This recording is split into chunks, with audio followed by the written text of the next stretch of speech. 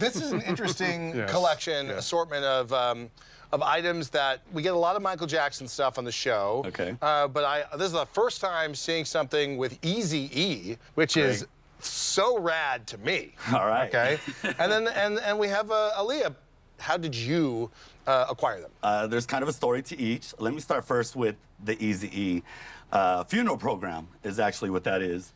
Like I want to touch it, but then I don't want to touch it. It's like You're gives more me. than welcome to touch it and open it.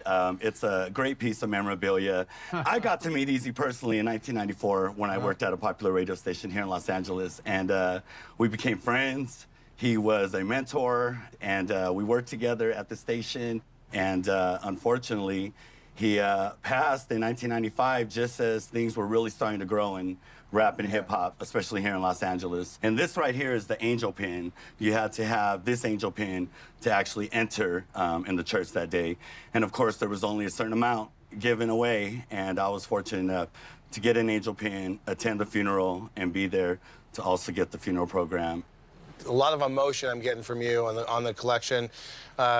What about your photographs with Aaliyah, and tell me about this piece. Absolutely. Well, this piece she signed, I believe, 96. You know, I got to meet Aaliyah through the years, the R&B princess, probably one of the first to be titled the R&B princess. And in the 90s, R&B and hip-hop was kind of the collab, you know. R&B was really big in the 90s. She was probably 16 right here. I met her when she was 14, so I have pictures with her through the years as I would see her at the radio station that I worked at and also at different events, and just kind of became friends and would know a lot of the same people within the industry. And so this picture was part of this album, and that came out in '96. That featured a lot of hit songs that I love by Aaliyah. And she did really great that year, and this is something she signed for me. And I have many autographs from her. This is the one I wanted to share on today's show.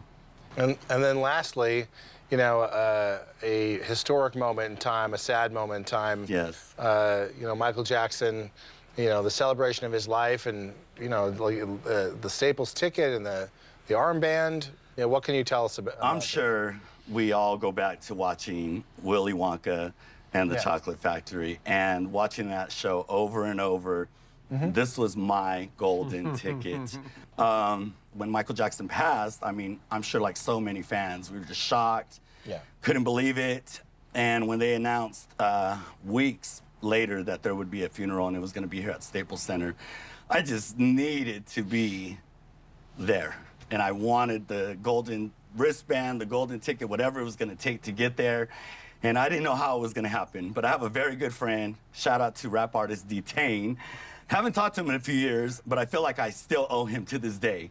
And he was fortunate enough to get to win a ticket at the Dodger Stadium lottery they had during that time, and he gave me one of his 2 tickets. And I love your amazing to be there. I love your connection to your collection, to the music. Your personality is super infectious. So, Steven, what do you think it's, you know, worth? It's quite significant, and also it's coming now at a time when rap and hip-hop are so powerful in the marketplace. I think all of this stuff is very interesting, and valuation is very difficult because the market is very fluid and there's a lot of emotion in it. A lot of emotion from you in the history of it. Yeah. And if I was going to make some assessments of the valuation, it would probably...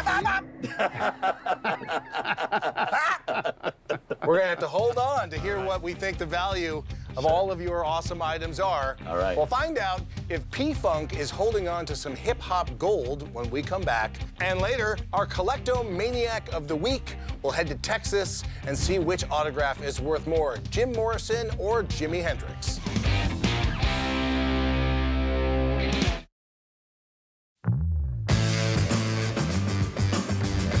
Welcome back to Rock My Collection. I'm here with Paul P-Funk Ramirez.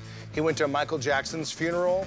He has the program to prove it, the pin from the Eazy-E funeral, and an autographed photo of Aaliyah, none of which has ever been appraised. You know, hip-hop is hot, but how hot? And that's why we have our legendary music memorabilia appraiser, Mr. Braitman. What's the value of his collection?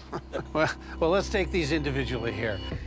The Michael Jackson brochure, the program from his funeral at the Staples Center, as an association with the ticket and the armband that brings it up, and of course your personal story adds to it, I'd put it at least $100. Okay. And given the current environment of mania of rap and hip hop and R&B, absolutely, it could go much higher in an auction environment. Okay. I mean, that's a similar story also when we come here to the Aaliyah photograph.